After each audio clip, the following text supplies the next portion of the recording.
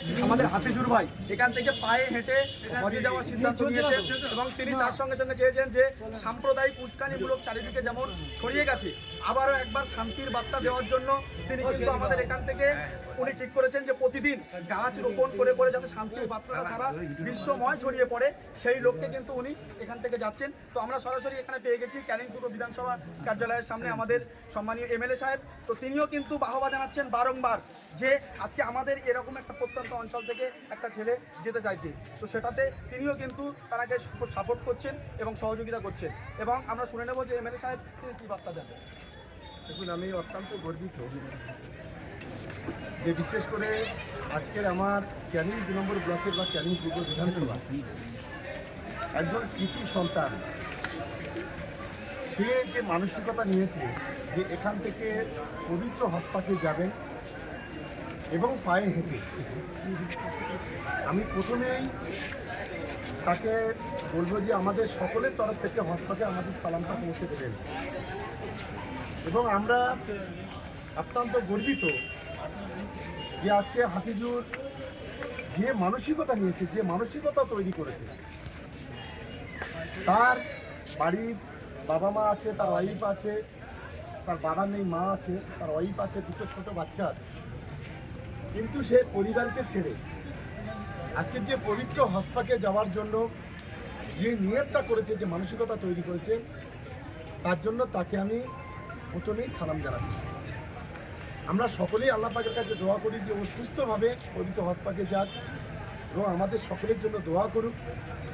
এবং বর্তমান যে প্রেক্ষাপট, যেভাবে সংখ্যালঘুদের উপরে যে আক্রমণ আজকে নামিয়ে আনার একটা বড় চক্রান্ত হচ্ছে, বিশেষ করে কিছু কিছু রাজনৈতিক দল, বিজেপির মতো একটা সাম্প্রদায়িক শক্তি যেভাবে আজকে আমাদের সংখ্যালঘুদের উপরে যে তাণ্ডব চালানোর চেষ্টা করছে, সবাই মিলে ওকেও হাবিজুরকেও বলবো যে পবিত্র হজপাকে গিয়ে দোয়া করবেন যে সংখ্যালঘুরা যেন নিরাপত্তার সঙ্গে থাকে, শান্তিতে থাকে। এইটুকু আমি অন্তত আশা করি। এখন বলছি যে আমরা দেখতে পাচ্ছি যে এখন গদি মিডিয়া প্রচুর নিউজ তারা দেখাচ্ছে যার থেকে মানুষের মধ্যে হিংসা ছড়াচ্ছে। তো এই রকম শান্তির বার্তা কিন্তু আমরা গদি মিডিয়াগুলোতে দেখতে পাচ্ছি না বা তুলে ধরছে না। তো এই বিষয়ে কি বলবেন? দেখুন, আজকের যারা ইলেকট্রনিক্স মিডিয়ার একটা বড় অংশ আজকে ভাবতে পারেন যে ভারতবর্ষের যে সংবিধান, সেই সংবিধান থেকে ধর্ম নিরপেক্ষতাটাকে তুলে দিতে চাইছে। এর অর্থ হলো যে ভারতবর্ষের যারা সংখ্যালঘু তাদের উপর আগামী দিনে নারকীয় তাণ্ডব চালাও, এটাই হচ্ছে মূল লক্ষ্য। আমি এই গদি মিডিয়াগুলোকে অবিলম্বে তাদের বিরুদ্ধে লিগাল প্রসেস করে এদের একদম গোড়া থেকে মাথা পর্যন্ত প্রত্যেককে অ্যারেস্ট করা উচিত। আর এই ময়ূক বলে এক অসভ্য বর্বর আছে এই রিপাবলিক বাংলায়, যেভাবে সংখ্যালঘু সম্পর্কে প্রতিদিন যে ধরনের কথা বলছে, আমার মনে হয় একে আগে জেলে ঢোকানো উচিত, এর দৃষ্টান্তমূলক শাস্তি দেওয়া উচিত বলে আমি অন্তত মনে করি। তাই আমাদের সকলকে বলবো, বিশেষ করে ভারতবর্ষের যারা সংখ্যালঘু আছে, আমরা সংখ্যালঘু আর সংখ্যাগুরুর মধ্যে আমরা কখনো তফাৎ চাই না। আমরা হিন্দু মুসলমান জাতি ধর্ম বর্ণ নির্বিশেষে আমরা এই ভারতবর্ষে থাকতে চাই, এই ভারতবর্ষকে রক্ষা করতে চাই। তাই সকলে মিলে সেই গদি মিডিয়াগুলো যেগুলো আজকের দাবেদারি করছে বিজেপির, তাদের বিরুদ্ধে সমস্ত মানুষকে এক হওয়ার জন্য আমি আবেদন করি। কিন্তু এবং আমরা এখানে হাফিজুর ভাইয়ের কাছে শুনে নেবো যে আমাদের বিধায়ক সাহেব তিনিও তাকে এগিয়ে যাওয়ার এবং শান্তির বার্তা দেওয়ার জন্য আবেদন করছে। তো তিনি কি বলেন আমরা জন্য? অসংখ্য ধন্যবাদ জানাবো মাননীয় আগামী দিন আমি প্রাইভেটে মুখ্যমন্ত্রীর উদ্দেশ্যে রওনা দিচ্ছি।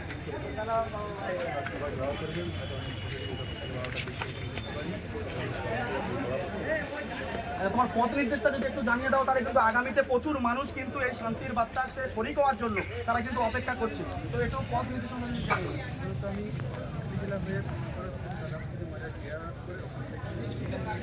এখান থেকে মাওড়ি যাচ্ছি,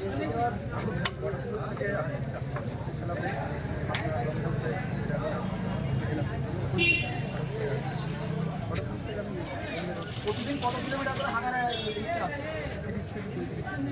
একদম কিন্তু 30 থেকে 35 কিলোমিটার প্রতিদিন যাবেন এবং তিনি কিন্তু দেখবেন। আর একটা জিনিস আমরা জানিয়ে দেবো কিন্তু যে আজকের গদি মিডিয়ারা আপনারা যেভাবে অপপ্রচার করছেন, চিল্লে চিল্লে দৌড়ে দৌড়ে মানুষের আবেগ নিয়ে খেলা করছেন, এই আবেগ নিয়ে খেলা করাটা বন্ধ করুন। মাথায় রাখবেন কিন্তু আগামী দিন সাধারণ মানুষ জবাব দেবে। এই দেশের সংবিধানকে যারা কেটে দিতে চাইছে, যারা সংবিধানকে নিজেদের হাতে কলমে কেটে দিচ্ছে, চিল্লিয়ে চিল্লিয়ে গদি মিডিয়াতে বলছে এবং তাদের সাপোর্ট উস্কানিমূলক বক্তব্য শুভেন্দু অধিকারী রাখছে, তার প্রতিবাদে কিন্তু আগামী দিন আমাদের বিধায়ক সাহেব যেমন আছেন তেমন কিন্তু সাধারণ মানুষ কিন্তু তৈরি আছে এই গদি মিডিয়াগুলোর বিরুদ্ধে কথা বলার জন্য। ধন্যবাদ সকলকে। জীবনতলা ক্যানিং পূর্ব বিধানসভা কার্যালয় থেকে সব